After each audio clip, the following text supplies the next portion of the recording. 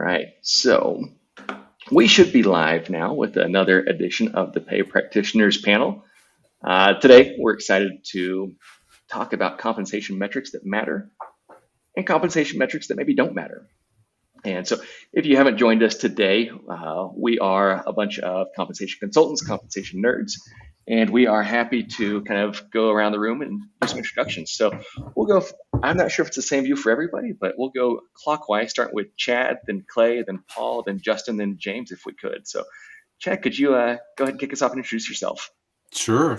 Yeah. Hi, everybody. Great to be back. Happy Friday. It's Chad Atwell. I'm based in the mountains of Colorado. I've been in compensation and total rewards strategy for most of my career, first as a practitioner, and then I've bounced around in consulting and now with technology. Spent some time with Oracle and Deloitte and Aon. Now I'm with Red Cat Systems, which is a comp and performance technology platform. I'll pass it over to Clay. All right. It's convenient that we're side by side here, Chad. I'm actually on the other side of the Rockies, south of Salt Lake City, and I am I've been in HR for about 15 years. Spent a lot of time in in-house roles at large and small companies, specializing in compensation and total rewards. And now I run the total rewards and compensation consulting practice at a firm called GBS, who also does full service employee benefits consulting. Great, thanks, Clay. Paul. All right, is my audio better, Justin, now that I've made some adjustments? Perfect. Yeah, it's great. Awesome. Well, hello, everybody. My name is Paul Ryman. I sit outside of Chicago, so we're kind of working our way back into the middle of the country here. I'm the founder of a firm called Novo Insights. Spent my entire year in comp, HR ops, and related disciplines. So really excited to talk about metrics, probably more excited than I should be, just because sort of what I do. This is right up my alley. So looking forward to it. Great. Justin Sun.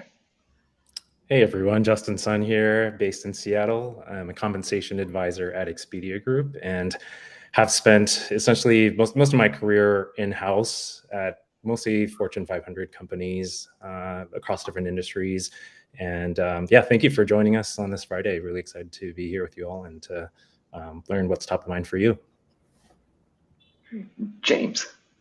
Hi everyone, good to be back. I've started to look forward to our Friday nerdy comp sessions. My name is James Seachan. I'm from the Nerd Group based in San Francisco. I tend to work across a bit of a mix of the areas of total rewards, but like Paul, I'm kind of interested in this topic because I'm sure there's a few good questions that will crop up and plenty to discuss.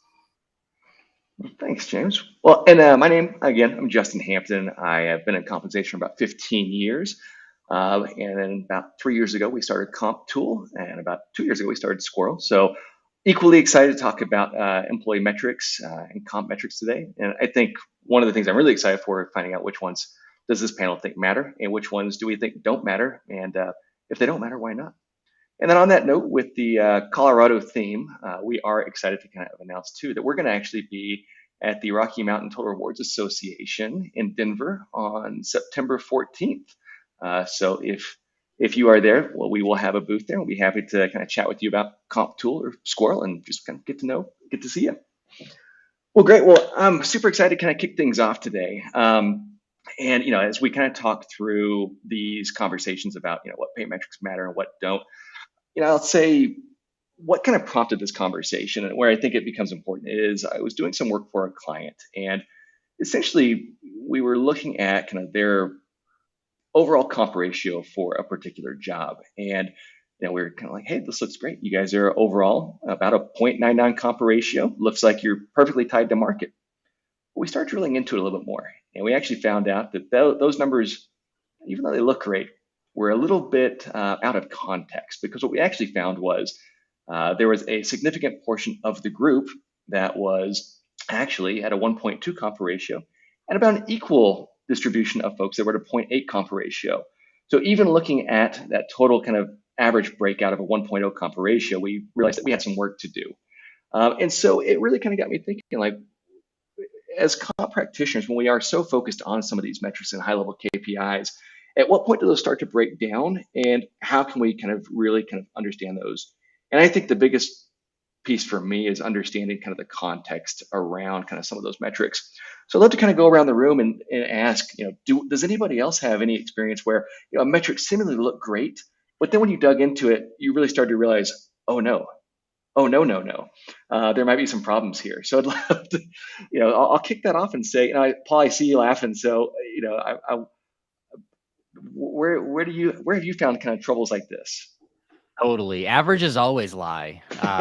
So be wary of the average. Yeah, I think a similar story around position and range. We can debate comp ratio versus position and range in a bit. Passion topic for me, but where you have to segment, right? And you learn more from looking at different lenses of that metric rather than the average overall. So, I'm a big proponent of looking at position and range for your whole organization, people who've left, what was their position and range, comparing that to those that you're hiring, what is their position and range? Because you learn a lot from the comparison. The average is interesting, but less actionable than we are losing people that are low in range. Okay, now that tells me something that I can do something with. Or when we are hiring higher in the range than the people that we have, right? That is an actionable insight. So like my big punchline, I'll give it now rather than waiting to the end, is the metrics that matter are the ones that you can do something with rather than the ones that just sort of sit out there to look at and make pretty pictures from. But position and range comp ratio definitely is one where you want to have comparative points even within your org. Don't worry about benchmarking or what are others seeing. It's more this group versus that group, or this cohort of employees versus that cohort of employees. You learn a lot from that difference. And I love that point too, is that the data metrics that are important are those the ones that you can take action on. I think that looking at a number and having that number isn't super useful if there's nothing you can do with that. James, I know you've done a lot of kind of work in this space with data metrics. I know I'm familiar with some of the work that NUA Group has done. Where have you kind of seen some of the, maybe we can kind of keep on the source of like averages versus medians versus position and range or comp ratio. Where have you seen some of those kind of high level, especially if we're thinking about average or median rates? Where have you seen those kind of fail folks, and how have you kind of addressed it to make it become actionable? Yeah, and as always, I agree with Paul. It's about what you can do with those metrics. So where I do think the average comp ratio is useful is to answer the question, how well are we adhering to our stated philosophy? Because technically that tells you the answer, right? So if you've got a stated philosophy of 50th percentile, on average you're 101, 99, okay, we're basically doing that. If on average we're 110, 105, so okay, well, for whatever reason, we're having to go beyond our stated philosophy.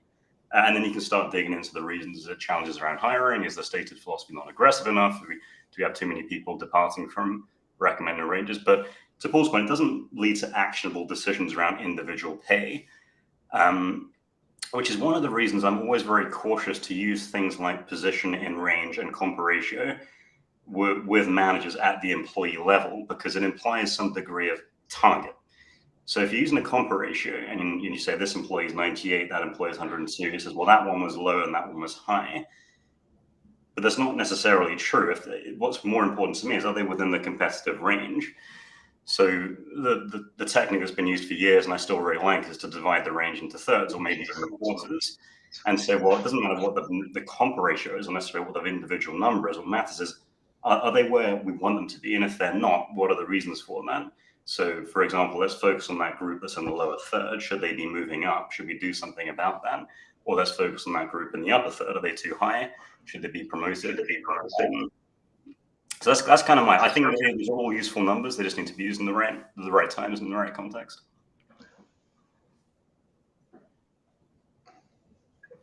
Yeah, and I wonder too, in terms of segmenting out the different kind of employee groups, where do you find that kind of, or is there a great way to kind of segment out those groups? Is it by department? Is it by job level? Is it by, function? Is it by, different countries? When we're looking at that kind of analysis, whether any kind of analysis, what makes it more actionable when you start to do those comparisons? Is it? I think it's going to vary by situation, but let's talk through what are appropriate comparators and how do we start creating those comparisons. One of my thoughts is making sure that we are looking at like for like, because I think that can become a pretty big challenge that can kind of create some different perspectives on or tell different answers if you're not looking at like for like.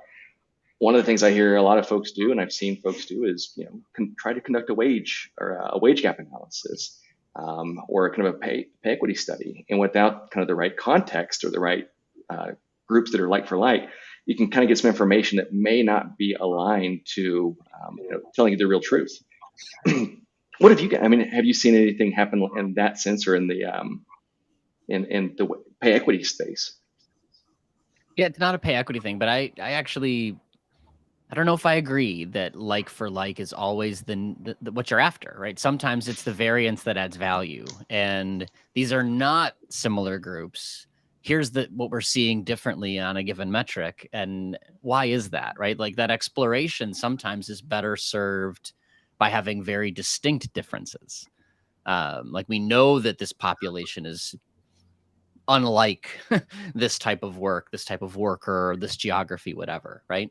So I know from a pay equity standpoint, certainly, you want to make sure that you're not mixing things that can't be mixed. But, more broadly, if we're just thinking about segmentation of metrics, looking at position and range or looking at other things, I often find I learn more from comparing dissimilar groups and just challenging, myself to say, well, why is this group different? Like what makes this population unique? What leads to it being a different outcome? A good example, one of my favorite metrics is looking at, it's like same store sales, but for employee comp. So don't just look at your average comp, but look at how has comp changed for somebody who's been here for the past 2 years. And, what I found for 10 straight years from, 2012 to 2022 roughly is that metric for engineers was about 5 percentage points higher than that metric for everybody else. It wasn't necessarily that the market for engineers was growing 5 percentage points higher. It was more we were promoting faster or team sizes were expanding. So people were taking leadership roles at a greater pace than others, right? So totally different jobs than a support rep or a finance person, but it was very instructive to the businesses I was in to say, look, it's not just about that annual raise. It's also about other opportunities that come available to engineers that aren't coming true for other parts of the organization. So just an example of how comparing dissimilar groups on a given metric, led us to an interesting conclusion.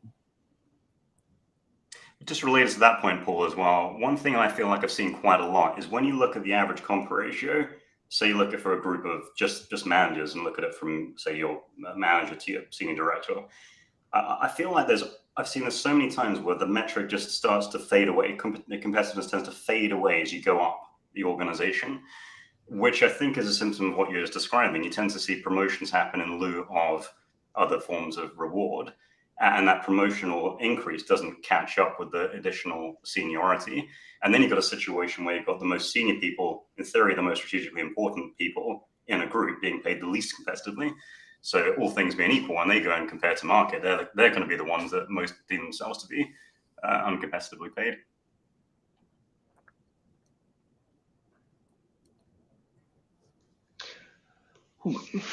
That's a great point. I would add to that. I think it's important to understand the full context of when you're looking at, why does one group have a higher comp ratio than another? What's the promotional velocity and how does that differ across leaders? Because we also know that there are certain leaders and departments that tend to be more generous than others. So, making sure that you're calibrating talent appropriately across teams. So there's as much equity as possible, I think is important. And that's something that you can do when you're dealing with groups that are very different. Even if it's tech versus non-tech jobs, you might have, certain teams that are getting more budgets than others, some teams that may have more generous leaders who are giving more promotions than others. So understanding that context is really important, and how you can make sure the underlying talent processes kind of mitigate any bias. Well, here's a fun question from the audience, from one of our favorite people, Brian Briscoe.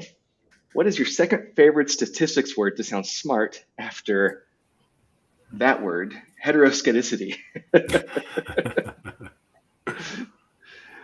a good one. I was No, going to bring up the difference between interquartile range and standard deviation. That's one of the things that I've kind of focused on a little bit over the years, because we do a lot of consolidating of data into these really sort of quick one bite statistics. And I agree with what was said before. We really do need to kind of understand the distribution of things. And so when we're looking at market data, you're looking at anything related to compensation, it's sometimes very useful to understand what the standard deviation is between some of the different data points, but sometimes you've got wildly different results happening even within one organization, but certainly across many organizations. And that interquartile range can sometimes be a better representation of just how diverse the data is. Because again, you're boiling things down to a 50th percentile or something like that, or someone wants to take a very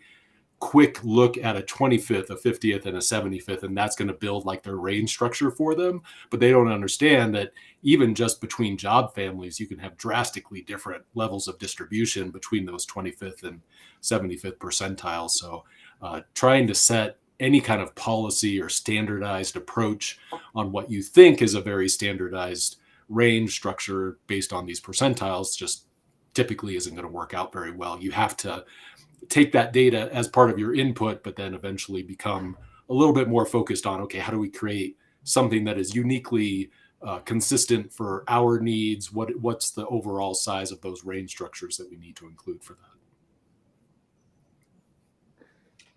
I'm interested by Eric's point here, actually, if I can jump onto that as it's on the screen. The idea of differing philosophies between different departments. I'm very interested to get everyone else's perspective on this one as well.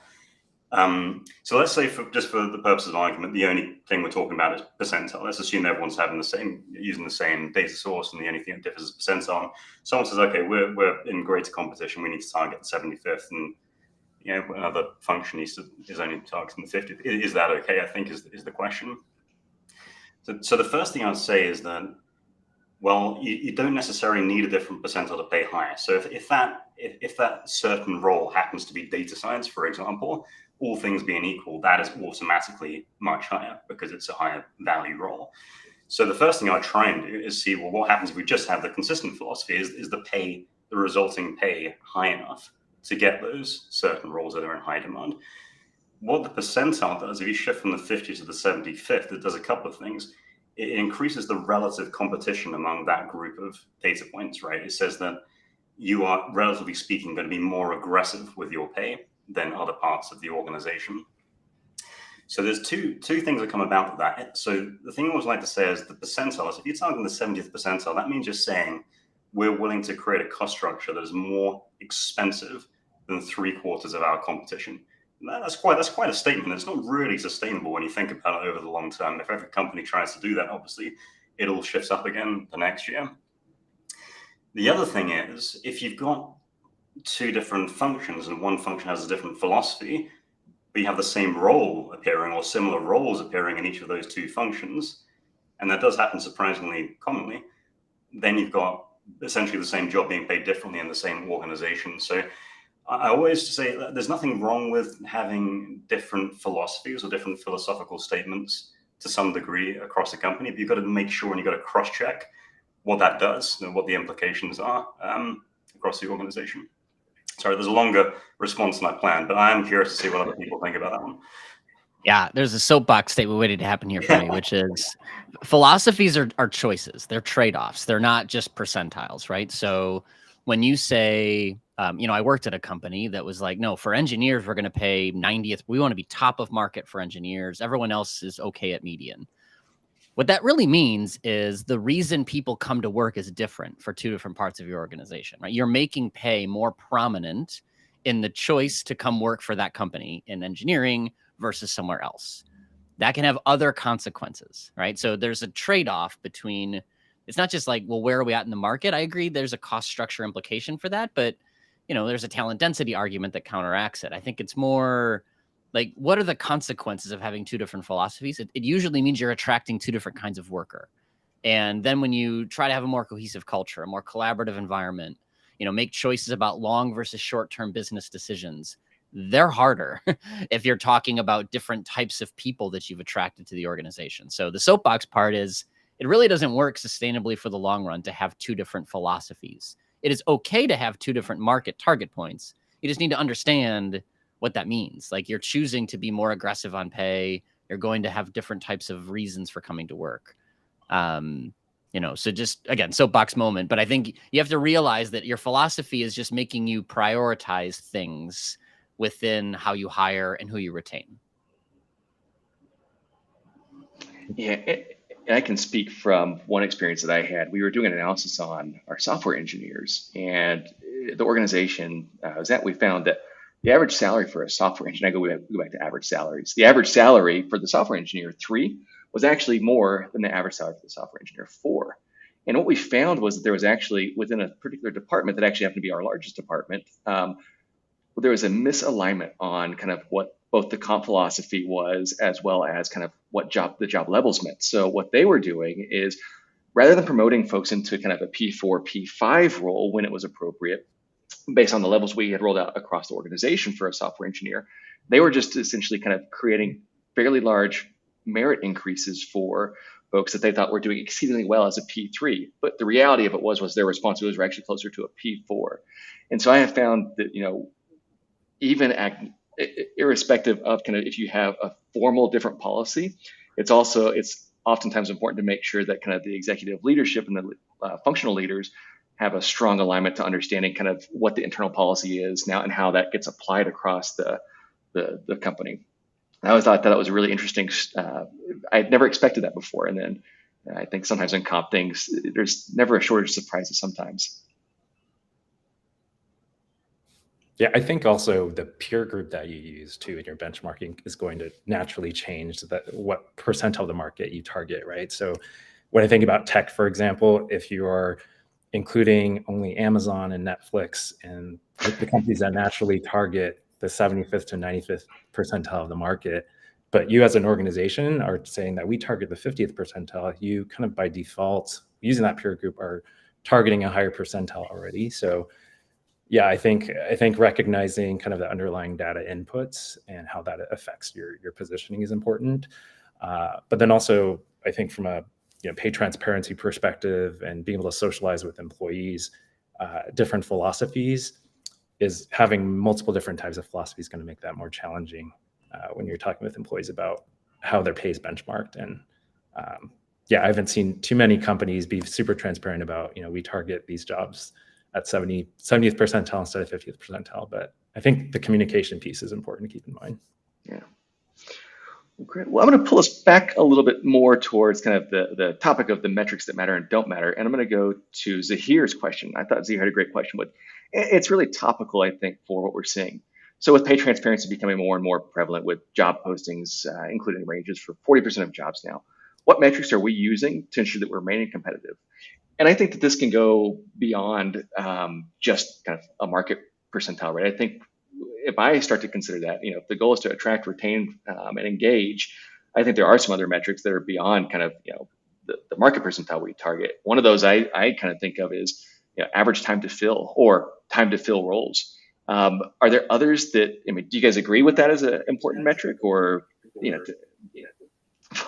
Big no from me, Justin. You wanted some examples of things that don't matter. Time to fill is one I'm going to veto on you here.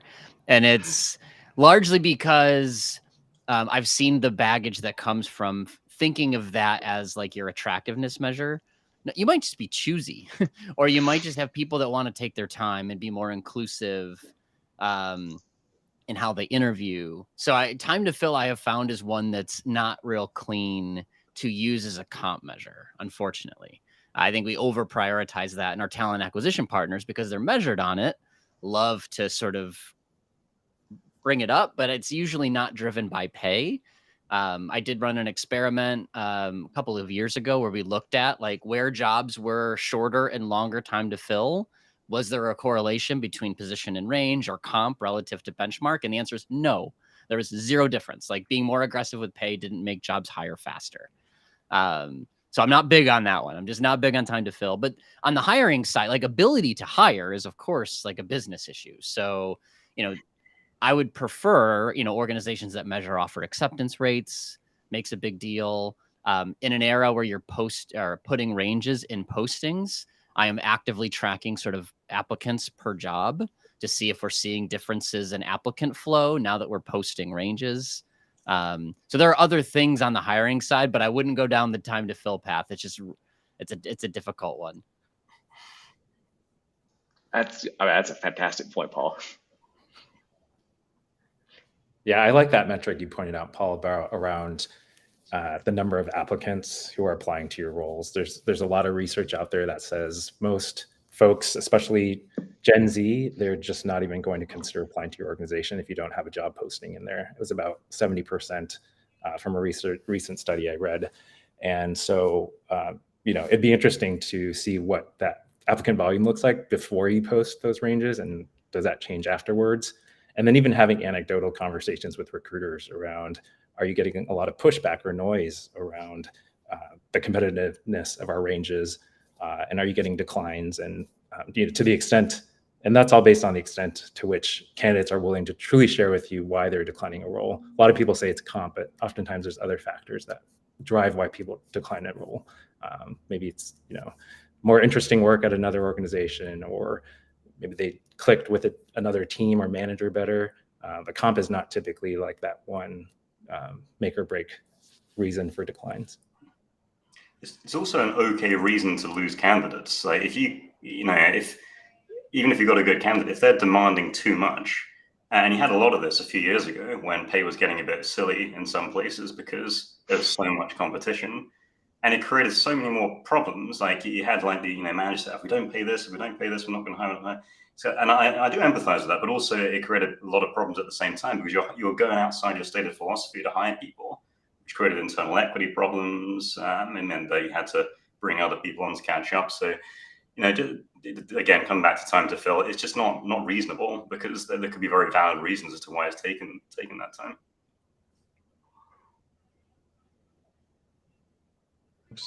I would say that it's a little bit scary to think of time to fill as a compensation metric. And I think there are others, even attrition rate. Sometimes people in the business want to point at attrition rate as a compensation metric when, it may be one of 30 variables that are included in what really makes up an attrition rate. And so I think we have to be really careful at some of these metrics that are so commonly used and really understand what's going into that number. It's oftentimes a lot of things.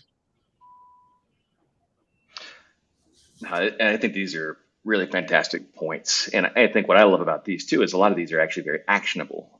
So if you are being kind of pressed upon kind of what is our metric for time to fill, what is our metric for attrition, I think Paul and Clay, Justin, everyone's kind of given like a really good group, and James have given a really good set of examples of what better metrics are that could replace some of those kind of more common metrics that may kind of, Clay, to your point, be one of 30 or 40 variables. So no, great discussion. So as we're kind of looking at this, as we move around kind of the other metrics that matter, what do we think about? I've heard a few that are fun, but I think one of the ones that we want to talk about is net disposable income. And I know, James, you had a couple of thoughts on that. Yeah, this is one that caught my attention a few years ago. So PayPal was the kind of, the pinup of companies that did this. And basically, Dan Schulman said, there's a great little, very short podcast on this and a couple of articles about this. Essentially, they looked down and they said, well, okay, we've been doing what everyone does. We benchmark our pay. And you work on the assumption, if you benchmark your pay, you're going to pay people the correct amount, right? But then they said, well, what if we compare the pay with a net disposable income calculation? It's fairly easy to get economic data on how much it costs to live in certain places based on certain lifestyle assumptions. And they said, well, at the lower end of our organization, that benchmark pay that we had been adhering to that we thought was competitive actually meant that people couldn't make enough money to live, essentially, and live and kind of exist in the cities that were hiring them. So they said, okay, well, actually, we're going to introduce this as a metric, and we're going to say, well, that's the first barrier. Does it result in a positive net disposable income for certain levels? Because we're going to use that to override what the market data tells us to pay people.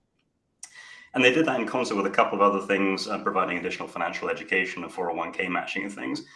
And they also, by the way, off the back of that, had the best financial year in history as well. So it certainly didn't, at least, I know it's not a great statistic, but on the face of it, it didn't hinder them. And the principle was, well, it's not, let's ignore any sort of social argument, social need argument for the company taking an interest in employee well-being in that sense. But it was more like, well, if they're not happy, they're not comfortable, if they're constantly worrying about their personal finances or how they're going to send their kid to school or afford their rent the next month, then it's not going to be a good employee. Even again, if you're very cynical about this, you're not going to get a happy, productive employee if they're worrying about these things. So I thought it was very interesting. I assume they're still doing. I haven't heard that they're not. I'm just interested as to whether we've seen any other examples of that or any opinions on that, the use of that metric. I don't know if I've seen people use that, specifically and scientifically, but I think there's no question that some of the, some of the adjustment budgets and funding that happened in 2022 in particular was driven by cost of living. As much as we all love to sort of say it's not the cost of living, it's the cost of labor, it's the same concept, right? At the end of the day, you're talking about, how should wages be scaled relative to what it takes to keep up, to live, to, buy a house. Net disposable income is a specific way of measuring that, but I have no doubt in my mind that, wage increases went up last year in part because inflation was up last year. It's a cost of living argument to some extent. So I think people are sensitive to the topic and aware of the topic and, responsive to employees that just don't want to fall behind. But maybe not as, scientifically as PayPal was. I think it's more, we have to be reasonable with the cost of labor just the same and, not be responsible for changes in the cost of living, which is a very slippery slope to kind of go down if you're not careful. One of the terms that I heard not too long ago, and I think this comes up I hear this more and more frequently, is a living wage. We talk about but I also heard one. I don't know if anyone else has heard of this. I heard this recently. The thriving wage. Have you? What are thoughts on living wages? I mean, is that a useful metric? I mean, to me, it seems like it's very much aligned to the idea behind kind of James, what you're speaking of. Do we feel that that's an important metric for a comp team to consider? It is part of your EVP. If that's what you're promising to people, that we're going to ensure that you enjoy your time with us, then yeah, I think it is. I think it's very easy to assume that cost of labor is the only metric and ignore the fact that you are thereby inheriting the problems of other companies and accepting that as your primary driver of pay. So I really like that thriving wage. I'm a fan of it. I can think of a few companies that have mentioned that term, but it is more work though. Like that's the thing. Like it does take more work to sort of make sure you're delivering on that. And whenever I think of an EVP, I think it's like a social contract. And if part of that is what you're saying, we're going to allow our employees to thrive, well, then you've got to make sure you're living up to your end of the bargain on that one, which does take a little bit more thought, I think. It does kind of factor into the emphasis on ESG as well. So if executives are going to be held accountable for any kind of ESG metrics, it feels like to me, living wage has to factor into that to some extent. So to the extent your company is starting to report on that information or even holding executives accountable as part of their performance for ESG, it seems like the compensation team would want to be pretty heavily involved in just understanding living wage or thriving wage and being able to kind of factor that in. I think it's a useful exercise for any comp team just to kind of understand so how does that compare to just the overall market practice? If it's two completely different topics, but they do intersect at some point. And so you want to kind of understand that as much as you do the really structured sort of market data that you work with on a regular basis, I think. And I always go ahead. I was gonna say I agree with what's been said. To provide somewhat of a counterpoint, though, I think it's also important to uh, make sure we're not trying to figure out how to fund someone's lifestyle, employees' lifestyle choices. I mean, I think there's a certain um, balance there, right? I love the idea of considering and doing the analysis around living wage and thriving wage. I think those would be super insightful and helpful, but also understanding, there's a certain point where it's not necessarily the employer's responsibility to fund certain lifestyle choices and lifestyle wants versus, being competitive in the marketplace. So I think there's multiple perspectives to consider on that topic. Yeah, and I found that that's one of the harder parts about kind of a living wage or a thriving wage is they're so subjective as to what that really means, and they're so unique to the individual. And I think that's where we oftentimes can find some challenges into having that accepted. One of the things I always really like to consider too was especially when you're looking at kind of bonuses for kind of some of those folks that may be on the lower end of the pay spectrum. Because I think while we can say, 5% bonus target is aligned to market, does it actually support kind of the behaviors that we want to drive with the bonus when if you're looking at someone that maybe makes $30,000 a year, $40,000 a year, those minimum wage employees, does a 5% annual bonus actually make a difference? I would say it's not probably going to keep drive that retention and engagement function. There's a certain threshold where I think that those dollar amounts have to kind of equal to. And one of the ways that I'd always kind of make this more personalized and tangible, as we're discussing it with a number of executives, was what does that mean to the employee? Is that bonus a car payment per month? Is that increase? Is that going to cover a Netflix bill? What will that mean to the employee? And I think that kind of taking some of those metrics that we say 5% aligned to market, but what does that really mean?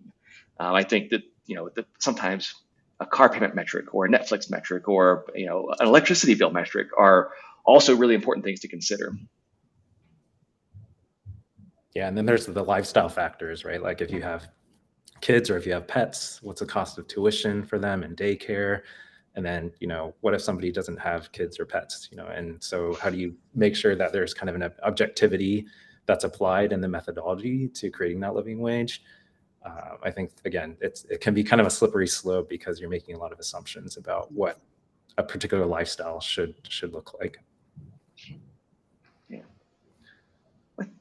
I think we've covered this topic pretty well. Let's move on to some other topics I think that we've seen. So I like this question that came through. What are the critical indicators of quality of hire as a comp metric? Yeah, if I could quibble with the question for a second, and I think it's come up a few times in this discussion. I'm going to put out a broad statement. I think all metrics are comp metrics. And I say that because they're all instructive about what's going on with the talent in your organization. And look, for many companies, the talent is most of the cost, right? Maybe, capital intensive, maybe a little bit different, but like even attrition, like we kind of poo-pooed attrition as being a comp. Well, it's still a comp metric. You want to be aware of it. Quality of hires is another one too, where it's not just about pay. There's a lot that goes into whether or not, measuring quality of hire in itself is sort of a challenge, but it's not just a comp measure. I think, what is your measure of quality of hire? My preferred one, it's not what everybody uses, is basically, is somebody here and not a bad performer in 2 years? Like that's my measure of quality of hire. It's not like asking the managers, do you think you got a good one? Because that's just ripe with bias and other problems. But if you use my measure, it's basically just the new hire attrition rate as being sort of what you're measuring. And it's, are you good enough to get people in the door that don't leave right away? So it's not a great like pure comp metric, but if you saw changes in that number, could it be indicative of a comp problem? Sure. I think employee engagement is a good indicator as well of quality of hire. Right? It's going to be the softer ones that tell us whether we've done our hiring well. And Glassdoor reviews, for example, like if you're constantly hiring the wrong people into the wrong roles, great dissatisfaction. Or if you get the comp wrong, great dissatisfaction. And that'll come out in those kinds of scores. Those to me, and it's a longer term data, right? It takes longer to get that data. And unfortunately, a lot of the time you don't really understand that impact until it's a bit late.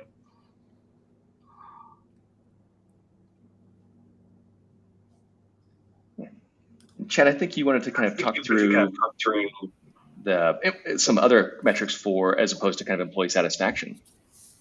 Yeah, I cannot leave this conversation without, I think, and there was a question earlier about employee satisfaction. So it is important to address the fact that I think hopefully most organizations are progressing beyond that. It's great to kind of start with employee satisfaction, but I'd really encourage organizations to look a little bit more at, do employees understand why they're being paid what they're being paid? And you can ask that very plainly. You can say, do you understand how pay decisions are made in this organization? Sometimes that's immensely helpful for a compensation team, just to understand that we spend all of our time designing these programs and doing these things, but we're falling short on the communication. We're not addressing questions the way that we should, and those sorts of things.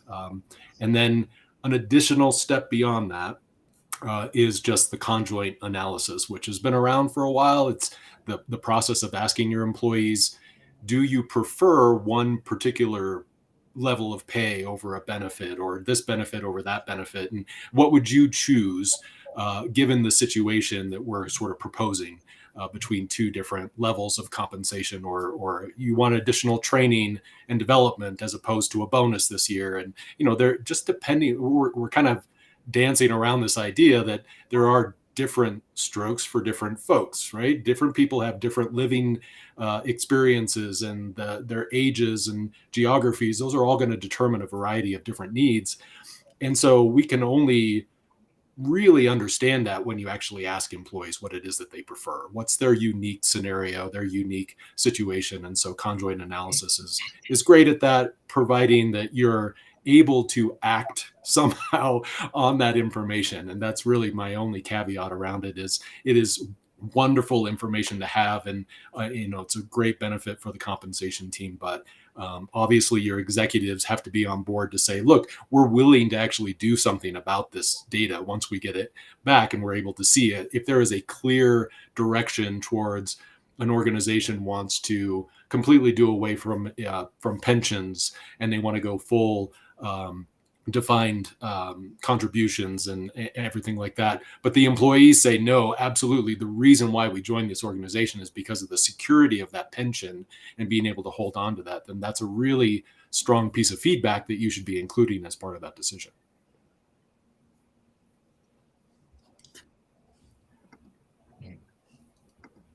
Great. If I could segue back to something you said a while ago, Chad, actually. Mm-hmm. And I love what you just said about conjoint analysis. By the way, I'm a big fan of that as a tool. You were talking about distribution and really understanding what the distribution looks like. And I just want to call that out as an impactful thing to remember when you're talking about compensation metrics. So, for example, one that I think illustrates it really well is merit increase distribution. Once you run a merit increase process, you could look at it at the end and see, well, the average was this amount or whatever. But perhaps more instructive is to look at, well, what was the merit increase distribution? How well did we differentiate pay by performance, and looking at that, merit increases from low to high in a histogram, perhaps, and maybe even checking the strength of the relationship between performance and merit increases. And so I think you learn averages and medians are super helpful, and they all have their place. But I think always looking into what are the specifics of any given metric, and oftentimes looking at a distribution or a scatter plot or whatever is really going to tell you a lot more information about what is making up that metric. And I think we can't miss that extra step in really understanding what's making up these metrics.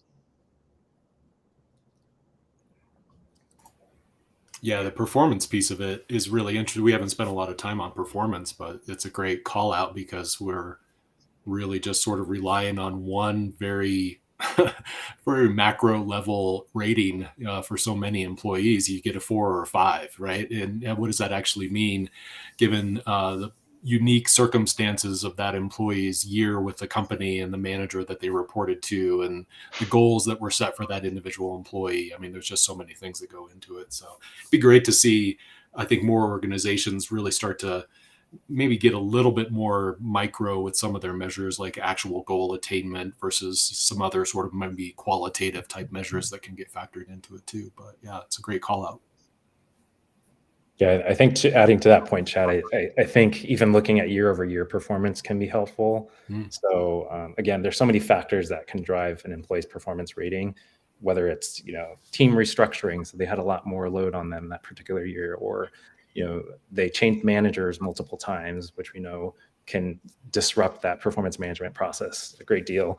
Those contextual factors, I think, are really, really important to highlight. And oftentimes, I think as comp professionals, we get pressured, I think, to kind of distill a lot of these analytics and statistics into kind of a one-pager for our exec teams to say, even, what's our average comp ratio globally or in the US? Like, there's a number that you can share, but it's that context and that full story behind those numbers that's really important to bring to the surface. So agree with everything that you both said. Yeah, so we've brought up another question on here from Robin Weiss. Now, how do you get managers to differentiate between performance when the merit pool is 3 or 4%? I always find that metric of our merit budget is 3%.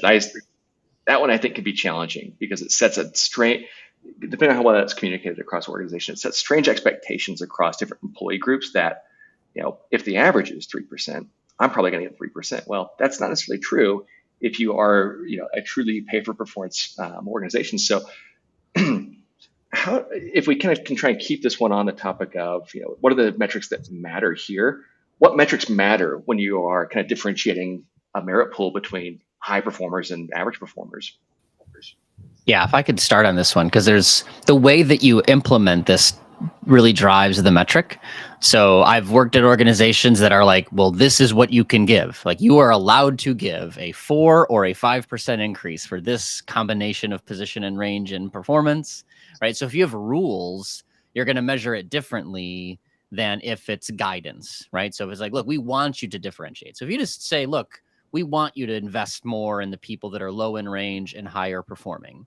Well, there's a pretty, relatively straightforward metric is what is a typical increase for that cohort, however you define it, compared to the average or compared to its counterbalance, right? So the low performing, high in range people, there's not that many, right? But looking at the ratio between those two can be super instructive.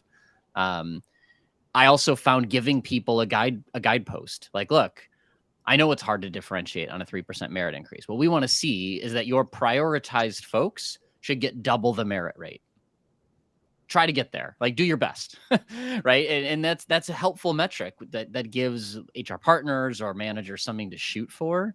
Just, give them what you think the answer is, whatever your matrix can be. Another is sort of percentage of people who follow your guidance, right? So if you give a range, like, we want the high performer low in range increase to be between 7 and 10%. I'm just making this up. Like, well, how many increases come in below that? Like, that's a helpful metric to gauge the success of your manager enablement, of the tools that you're using. So it's just how many people are following instructions is often a helpful measure that informs how you might approach the cycle differently in the future. So a couple of thoughts on kind of measuring the differentiation aspect. That's great. Any other thoughts on to add to Paul's comment? Well, Yeah, I would just, I would encourage, sorry. Thanks, James. I would consider looking at that by, again, with so many metrics, break it down by category, right? Because you're going to learn things about, like, oh, well, there's this particular division that's basically afraid to differentiate pay by performance because they don't want to have the conversations, or this particular manager or whatever. Oh, and these others are doing such a good job at differentiating pay by performance. And so you're just going to learn a lot by breaking things down into these digestible chunks that provide these unique insights. And I was just going to flag a comment along this discussion. I apologize, I've lost it. Oh no, it was Yuri mentioned that we look more at comp ratio than we do performance, and I kind of think that's fine. If the only thing you're looking at is comp ratio, and you've got a 3%, and you've got a group that's lower in the band and a group that's high in the band, all things being equal, that group that's lower in the band, you get a higher increase than the group that's higher in the band. That's the classic merit matrix view. And if nothing else, you're going to hopefully over time adjust for pay and equities. And then the argument is, well, you're going to address performance through promotion and bonus. And then you say, well, what we're trying to do with base salary ranges to get people paid fairly. So again, it comes back to your philosophy around pay, I think, and how you incorporate performance. But I thought that was an interesting comment.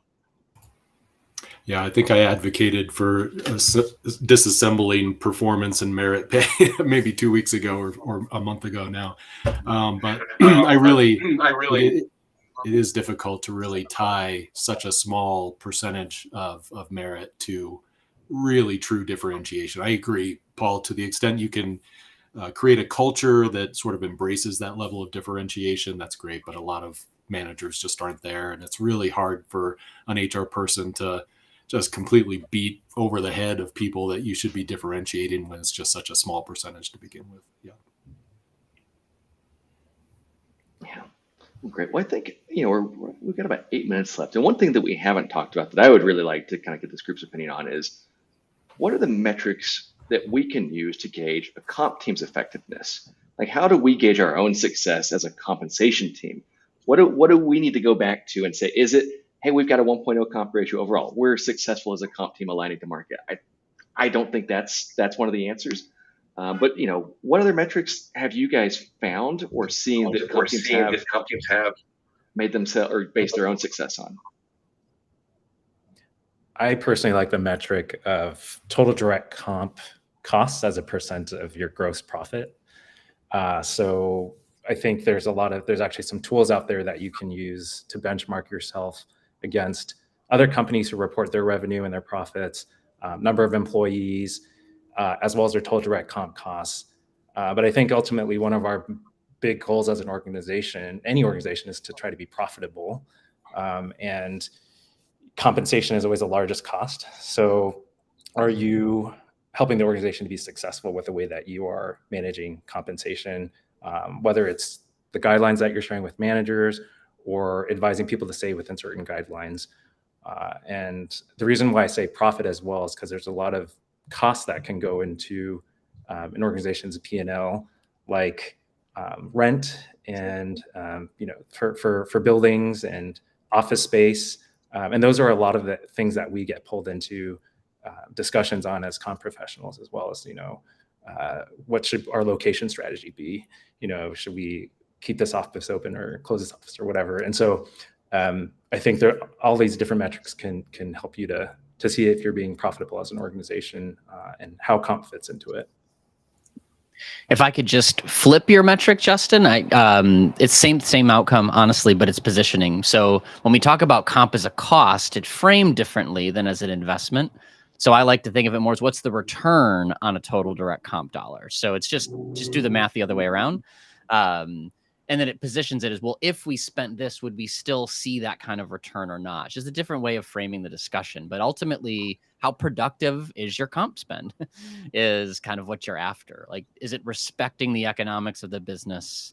And how is it changing relative to peers, whether, relative to your own benchmarks, et cetera? That also encourages the right behaviors about location sensitivity, around how many levels of different roles in a job architecture do you want to have, right? It leads to great business-oriented comp conversations when you think about that productivity. Yeah. If you've made any kind... Go ahead, Chad.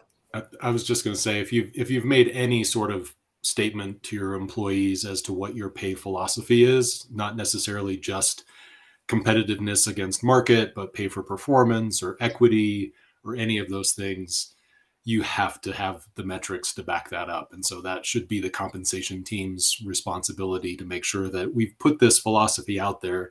We've said this is what our intention is. We've gone through all of the different levels of approvals and everything else just to get this communicated out to the world. So we should demonstrate to some extent that we're actually holding ourselves accountable for that. So it comes down to probably however many different principles you've included as part of that philosophy, and having a core metric for each of those that you can kind of compare yourselves to. Sustainability, affordability, budget friendly, whatever you want to call it.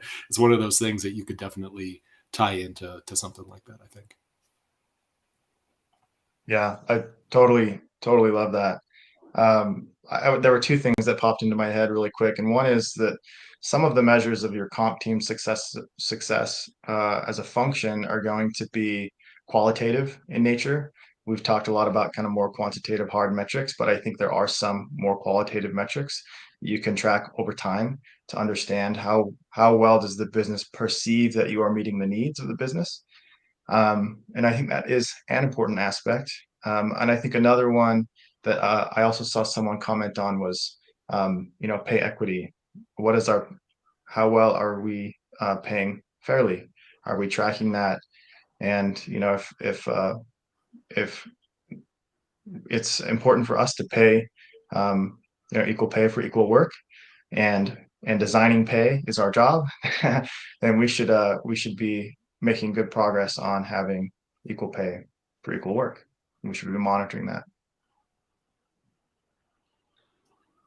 Yeah, I love that, Clay. I think as the qualitative aspect is it is different than I think what a lot of times we look at. You can't put that necessarily in a spreadsheet easily, but if we kind of continue to think about so much of compensation, the importance of it is kind of the perception of fairness and people understanding kind of how they are paid. So I do think one of the important metrics of kind of a comp team is you can gauge this from employee sentiment interviews or kind of other employee interviews, but I think everyone on this panel has said at least once that how well employees understand why they're paid what they're paid and how the compensation practice works is a really effective metric to kind of measure one critical aspect of kind of the compensation team's function. Love that. Well, we've got about 2 minutes left. I'll leave this for any closing thoughts. We can go around real quick, or if there's any closing thoughts, we've got just enough time for them. Though I think those are pretty good. I'll just throw in one that takes 10 seconds. If you're never had like a compensation scorecard in your organization before, there's a pretty kind of famous, well-known article that's been posted on SHRM for like 10 plus years. It's just called the compensation scorecard. What gets measured gets done. I don't know if you guys have seen that as well, but it's just a great foundation for considering or for setting up a basic compensation scorecard to help you track a lot of these basic metrics that will give you insights and other ideas to where you can dig in more. Great. I'll just add, like, there's so many metrics. Just have a look at all of them. See what they say, and think about then their use and their purpose, and when they may or may not be useful. I love Justin and Paul's commentary on, for example, productivity around the relationship between comp spend and top line growth or gross margin, whatever it may be, and maybe you'll uncover some metrics that give you and the comp function a stronger seat at the table when it comes to making big picture strategic decisions about company spend. So I say have fun with it. Like, figure out as many numbers as you can, and then see what makes sense. Well, great. Well, we are just about at the top of the hour. I do want to just say thank you again to everybody on the panel: Chad, Clay, James, Justin, and Paul. All fantastic comp consultants that offer great services. So if anything struck your chord as really being kind of relatable and something that you want to dive deeper into, everybody will be happy to chat with you here. I will say that we've got of this panel, we have one more final kind of panel discussion, and then we'll take a break, and then we meet with a different panel. The next panel we will have will be in 2 weeks. It will be on August 25th. We're going to be hosting John Berg from Infinite Equity, where we're going to discuss managing pay equity programs in times of uncertainty. So that one will be a great discussion on next Friday at 11 o'clock Central. And we'll look forward to seeing you then. And until then, we will see you next week. Thanks, everybody.